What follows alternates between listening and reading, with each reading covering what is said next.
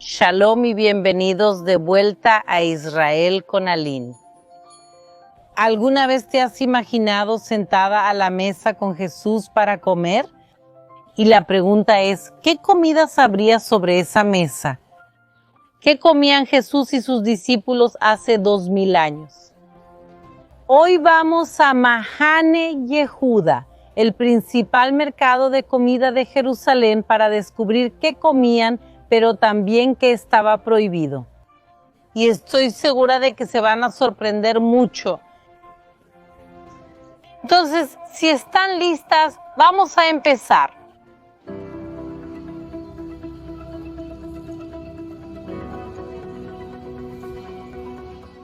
Jesús nació aquí en la región de Judea, en una ciudad no muy lejos de nosotras, en Belén. Y él vivió la mayor parte de su vida en Galilea, y hace 2000 años en estas regiones la mayor parte de la comida se producía localmente y también dependía de las estaciones del año.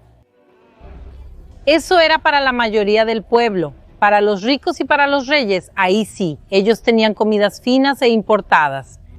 Tenemos, por ejemplo, pruebas arqueológicas de vinos importados de Italia por el rey Herodes o familias ricas que traían pescados importados del río Nilo.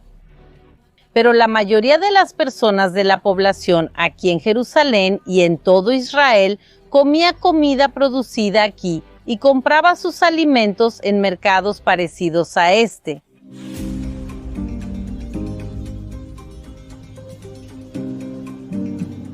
Y ahora vamos a hablar de la comida en sí. Sin duda alguna, el alimento más importante en los tiempos de Jesús era el pan. Y justamente estamos aquí frente a un puesto de pan. Se calcula que en aquella época entre el 30 y el 50% de las calorías diarias venían del pan. Literalmente, ellos comían pan todos los días y a veces en más de una comida al día. Y ahora que sabemos eso, vamos a volver a la Biblia.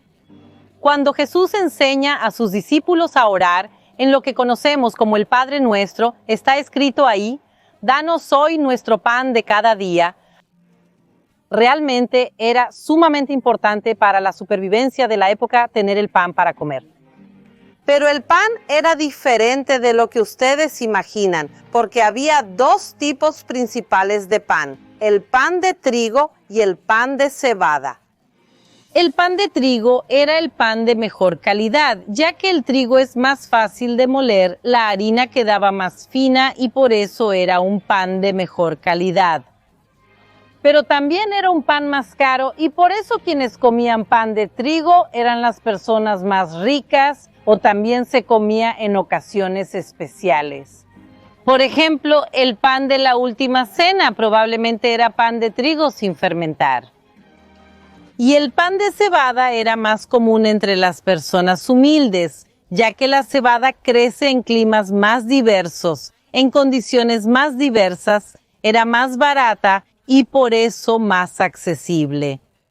Y si una vez más volvemos a la Biblia, recordamos un milagro muy importante que Jesús hizo, cuando Él multiplicó los panes y los peces y alimentó a una multitud de 5000 personas. Chicos, ¿estos panes eran de cebada? Vamos a escuchar el versículo. Aquí hay un chico con 5 panes de cebada y 2 pececitos. ¿Pero qué es esto para tanta gente? Dijo Jesús, hagan que la gente se siente. Había mucha hierba en ese lugar y todos se sentaron. Eran cerca de 5000 hombres. Entonces Jesús tomó los panes, dio gracias y los repartió entre los que estaban sentados tanto como querían e hizo lo mismo con los pescados. Y vean qué significativo es esto. Este muchacho que da su comida, él da 5 panes de cebada y 2 pececillos. Probablemente él era una persona humilde, ya que solo tenía pan de cebada y lo poco que tenía que probablemente era toda la comida que tenía, él estaba dispuesto a darlo a Jesús y a sus discípulos. Él dio literalmente lo poco que tenía y Jesús entonces toma eso y lo multiplica mucho más. Y todos los que estaban ahí comen con abundancia, se sacian y aún al final está escrito que tienen que pasar a recoger canastas de comida para tomar lo que había sobrado. Y hablamos tanto y tanto de pan, entonces también vamos a comprar unos panecillos ahora. Y entre pan de cebada y pan de trigo, creo que realmente voy a elegir el pan de trigo, que realmente era considerado el mejor en los tiempos bíblicos, así que vamos a comprar juntos.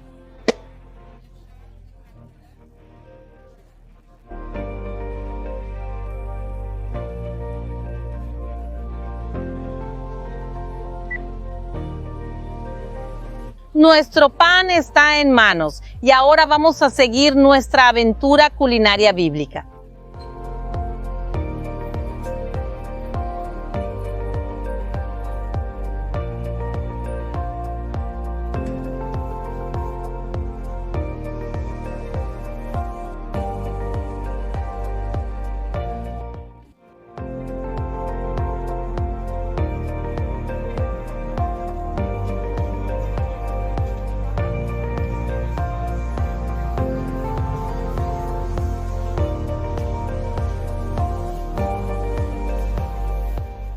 Y está escrito en la Biblia que la tierra de Israel fue bendecida con 7 especies, porque el Señor, el Dios de ustedes, los hace entrar en una tierra buena, tierra de ríos de agua, de fuentes, de manantiales profundos que salen de los valles y de las montañas, tierra de trigo y cebada, de vino, higueras y granadas, tierra de olivo, de aceite y miel. Tierra en la que ustedes no tendrán escasez y en la que no les faltará nada. Tierra cuyas piedras son de hierro y de cuyos montes ustedes extraerán cobre. Ustedes comerán y quedarán satisfechos y alabarán al Señor su Dios por la buena tierra que les ha dado. Y vamos a seguir nuestro recorrido por el mercado para ver si estas especies siguen siendo tan consumidas hoy en día como en aquella época y cómo se consumen. ¡Vamos allá!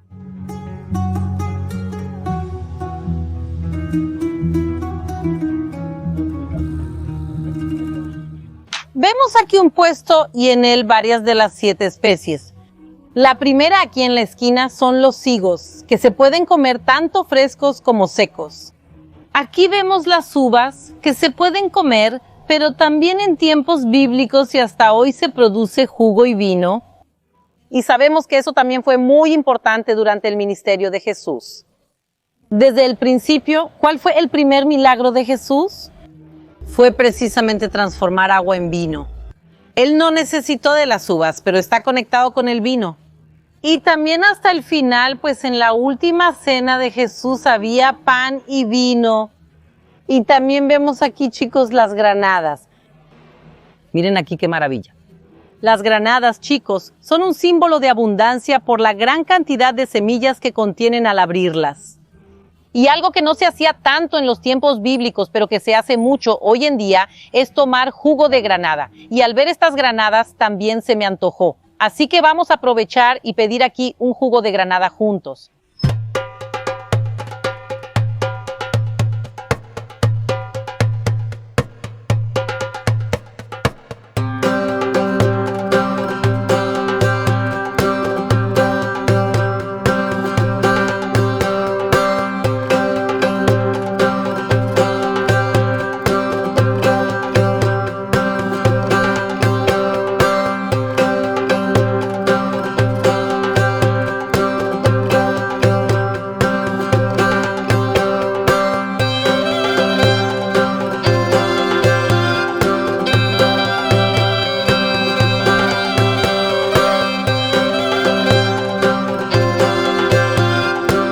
Son las aceitunas y vean aquí la cantidad de variedades que hay.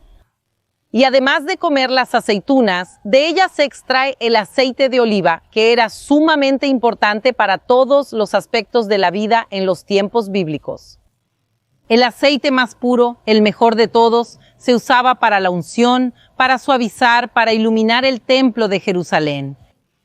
El aceite, que también era bueno, se usaba como medicina, como en el caso del buen samaritano. También el buen aceite se usaba para el consumo y también el aceite más simple no se tiraba, se usaba y se quemaba en lámparas y traía luz a las casas, a la vida, al día a día de las personas en los tiempos bíblicos. La séptima y última especie es la miel. Pero ¿cómo es que la miel se cuenta como una especie, como una planta en los tiempos bíblicos? Pues sí, tenemos que saber que había dos tipos de miel en los tiempos bíblicos. Uno de ellos es la miel de abejas, que existía pero no se producía en grandes cantidades. Era algo relativamente raro y muy caro. Y por eso la mayoría de las veces que la Biblia se refiere a miel de dátiles. Los dátiles literalmente se prensaban y de ellos se extraía un líquido que realmente se parece mucho a la miel. Y por eso la séptima especie es la miel de dátiles. Y me encantan los dátiles, y no solo a mí, a mi hijo también le gustan. Aprovechemos que estamos en Mahané Yehuda y compremos unos dátiles para llevar a casa. ¡Síganme! Miren qué maravillosos están estos dátiles. Miren el tamaño que tienen y además siempre son súper dulces. Y estoy segura de que esta caja de 1 kilo de dátiles va a durar pocos días en casa. Y quiero aprovechar para comprar algunas cositas especiales hoy, algunas comidas para llevar a casa, porque hoy es mi cumpleaños y voy a celebrar con mi familia, va a venir todo el mundo, así que tengo que llevar algo realmente especial. ¿Y quién aquí sabe o adivina cuántos años estoy cumpliendo hoy? ¿Pueden dejarlo aquí en los comentarios? ¿Y de carnes y animales en general que comían Jesús y sus discípulos? Principalmente pescado. Tenemos que recordar que Jesús, gran parte de su ministerio, vivió en Cafarnaúm, literalmente a la orilla del mar de Galilea, y que Pedro y otros de sus discípulos eran pescadores. Entonces tiene sentido que ellos comieran mucho pescado. Y para aquellas personas que no vivían justo al lado del mar de Galilea o en otro lugar de pesca, lo que podían hacer era salar el pescado y así duraba mucho más tiempo, ya que en esa época no existía la refrigeración. En esa época también se consumía cordero, pero no era una comida de todos los días, para nada. El cordero era extremadamente caro y por eso se reservaba solo para ocasiones especiales, como por ejemplo para la cena de Pascua, donde literalmente se comía el cordero pascual. Entonces, la carne de res también era muy cara y por eso estaba más asociada a los sacrificios del templo de Jerusalén. Lo que sí era un poco más accesible en precio eran las cabras y los cabritos, y por eso se consumían un poco más en la vida diaria. Y lo que sí era mucho más popular eran las aves, y había varios tipos, entre ellos incluso el pollo. Se encontraron pruebas arqueológicas del consumo de pollo ya en Tel Kadesh, en Marechá, siglos antes del nacimiento de Jesús. Y algo que no vamos a encontrar aquí en el mercado hoy en día, pero que sí se consumía mucho, eran las palomas. Se encontraron en excavaciones arqueológicas por todo Israel cientos de columbarios de este tipo de palomares. La paloma era un animal fácil de criar y también muy versátil.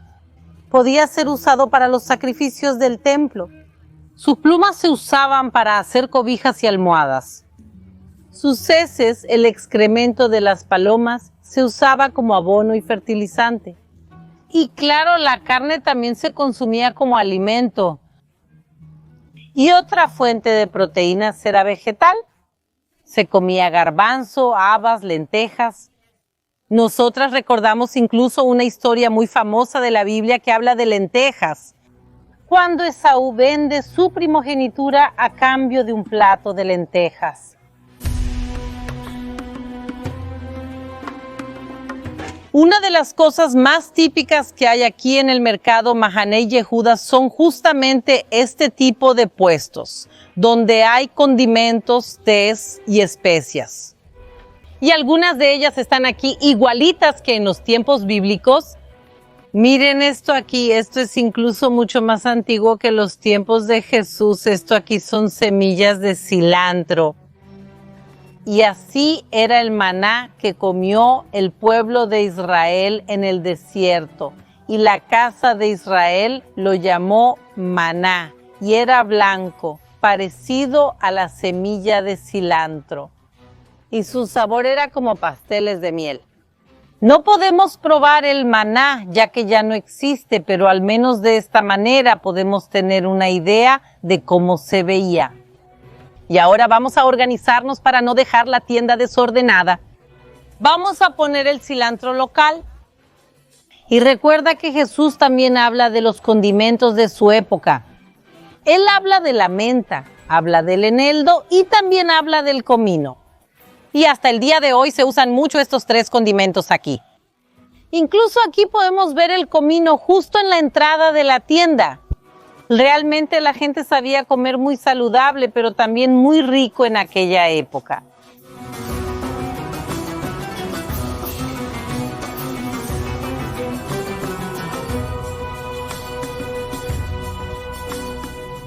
Pero les puedo asegurar que Jesús no comió todo lo que estamos viendo aquí a nuestro alrededor, porque había muchos alimentos que ni siquiera habían llegado a esta región en esa época. Por ejemplo, el tomate, el maíz y también las papas son alimentos que vinieron de las Américas. Y por eso, solo después de Cristóbal Colón, después del siglo XV, empezaron a llegar a esta parte del mundo.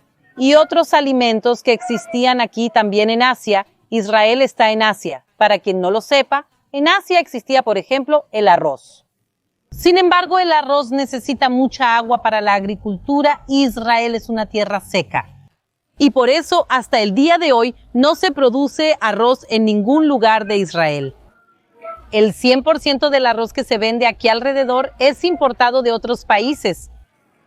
Y hay alimentos que no se consumían en aquella época y no se consumen hasta el día de hoy aquí en Israel. ¿Sabían que está completamente prohibido vender una serie de alimentos en este mercado?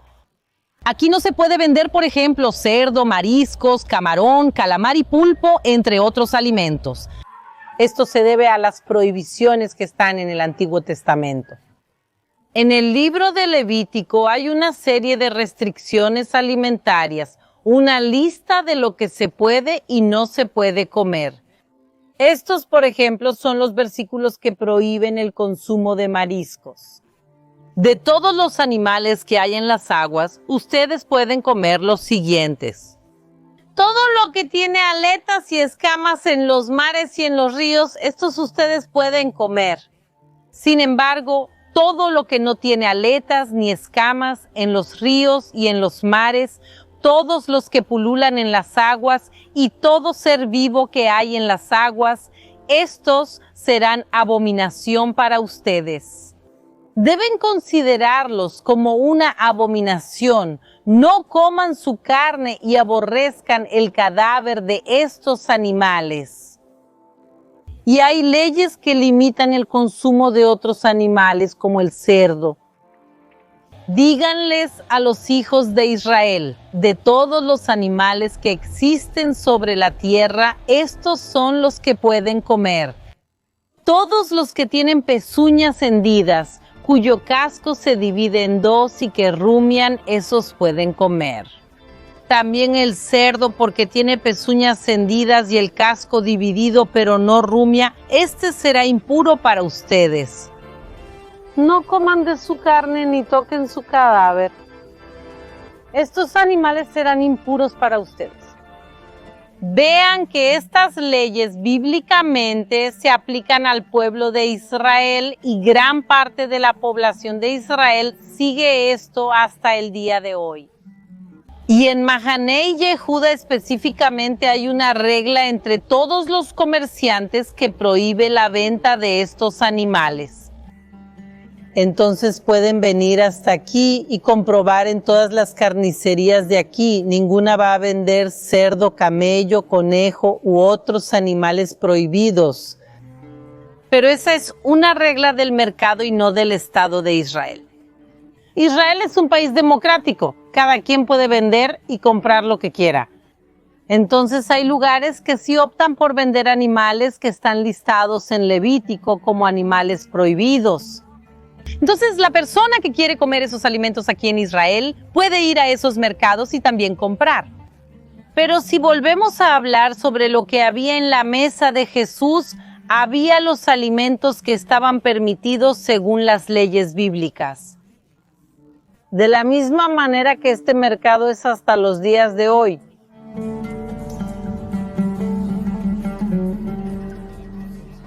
Está escrito en Deuteronomio 8, después de que hayan comido hasta quedar satisfechos, alaben al Señor su Dios por la buena tierra que les dio. Y hoy vinimos, comimos, nos saciamos y también estamos llevando muchas cosas a casa aquí en la mochila. Pero lo más importante es que después de todo esto necesitamos alabar a Dios por todo el alimento, por todo el sustento que Él nos da desde los tiempos bíblicos, por ejemplo, el maná, hasta el día de hoy. Y agradecer principalmente por la tierra que Él nos dio, la tierra de Israel y todos sus frutos. Pues aunque Israel es 60% desértico, Israel produce frutas y verduras en abundancia. Tanta abundancia que exporta a otros lugares del mundo. Me parece increíble que al caminar por el mercado aquí en Jerusalén podemos conectar el presente del Estado de Israel con el pasado de la nación de Israel, con lo que Jesús mismo comió con sus discípulos aquí hace aproximadamente 2000 años. El pasado y el presente de Israel siguen estando muy conectados. Y si les gustó el video de hoy, no se olviden de dejar su like, suscribirse aquí al canal y nos vemos con más novedades de Israel la próxima semana.